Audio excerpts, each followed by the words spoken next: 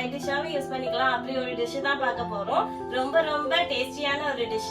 என்ன அப்படின்னா எண்ணெய் கத்திரிக்காய் குழம்பு தான் செஞ்சு பார்க்க போறோம். வாங்க எப்படி செய்யலாம்னு பார்க்கலாம்.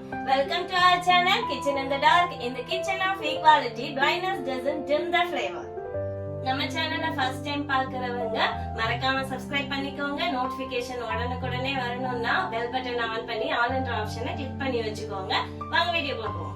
நம்ம குழம்புக்கு தேவையான இன்கிரீடியன்ஸ் எல்லாமே இங்க ஷோ பண்ணியாச்சு. இதோட மெஷர்மெண்ட்ஸ் எல்லாமே நம்ம குழம்பு தாளிக்கும் போது சொல்றேன்.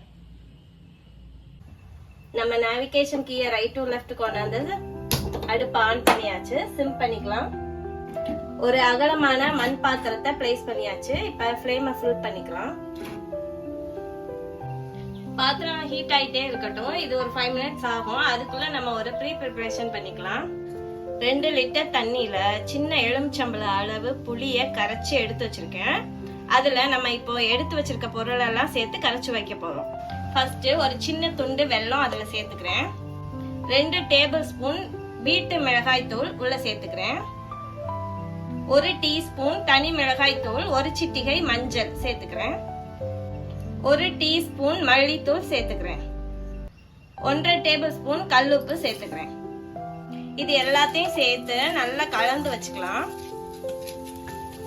நல்லா கரைச்சி எடுத்து வச்சுக்கிட்டாச்சு. இந்த ஸ்டேஜ்ல நீங்க உப்பு, உரப்பு, புளிப்பு எல்லாமே டெஸ்ட் பண்ணி எடுத்து வச்சுக்கோங்க. பாத்திரம் நல்லா ஹீட் ஆகி நல்ல மண் வாசம் கமகமன்னு வந்துருச்சு. இப்போ 60 ml நல்லெண்ணெய், நான் இதயம் நல்லெண்ணெய் சேர்த்திருக்கேன். உங்களுக்கு செக்கெண்ணெய் கிடைச்சா அதையும் சேர்த்துக்கோங்க. எண்ணெய் நல்லா காஞ்சிருச்சு. முறையா தள்ளுது. அந்த சவுண்ட்லயே நமக்கு தெரியுது. இப்போ ஒரு 5-6 வெந்தயம் போட்டுக்கலாம். ஒரு 5-6 சோம்பு போட்டுக்கலாம். வெந்தயம் பொரிஞ்சிருச்சு. இப்ப நம்ம கருவேப்பிலை 2 இனுக்கு போட்டுக்கலாம். கருவேப்பிலை பொரிஞ்சிருச்சு. நம்ம 5-6 பல் பூண்டு இடிச்சு வச்சிருந்தேன். அதுல பாதியே இப்ப போட்டுக்கிறேன்.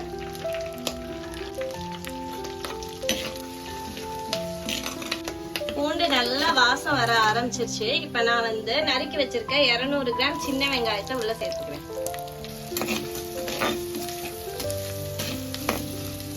நல்லெண்ணெய் கூட அந்த பூண்டு நல்லா வதங்கி அரோமா வருது. அது கூட அந்த சின்ன வெங்காயமும் சேர்ந்து இன்னும் நல்ல அரோமா வருது.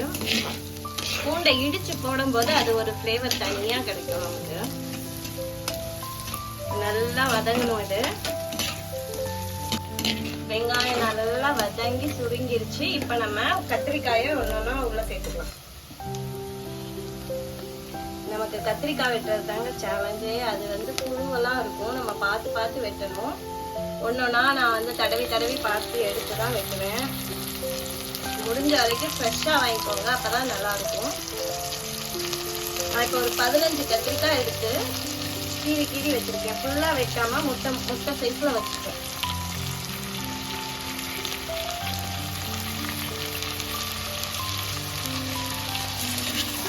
கத்திரிக்காய் சீக்கிரம் கருத்து போகாம இருக்கணும் அப்படின்னா அரிசி கலஞ்ச தண்ணி அப்படி இல்லைன்னா தயிர் அதை கலந்து அதுல வெட்டி போட்டீங்க அப்படின்னா கருத்து போகாது. நல்லா வதக்கிக்கலாம். கத்திரிக்காய் நமக்கு இப்போ 3/4 பதத்துக்கிட்ட வெந்துருச்சு. எப்படி சொல்றேன்னா நம்ம கரண்டியை வச்சு கிளறும் போதே தெரியுது லைட்டா அமுங்குது. இப்ப நான் தக்காளி சேர்த்துக்கிறேன். இது 3 மீடியம் சைஸ் தக்காளியா பொடியா வெட்டி வச்சிருக்கேன். அதை உள்ள சேர்த்தாச்சு.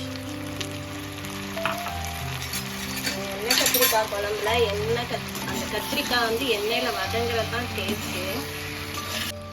நம்ம கத்திரிக்காய் கூட தக்காளியும் சேர்ந்து நல்லா குழைய ஆரம்பிச்சிருச்சு. இந்த ஸ்டேஜ்ல நம்ம கரைச்சி வச்சிருந்தோம் இல்லையா புளி கூட சேர்த்து, அதெல்லாம் ஒரு கலந்து எடுத்துட்டு ஊத்திடலாம். இப்ப புளி கரைசலா உள்ள சேர்த்துடலாம். நம்ம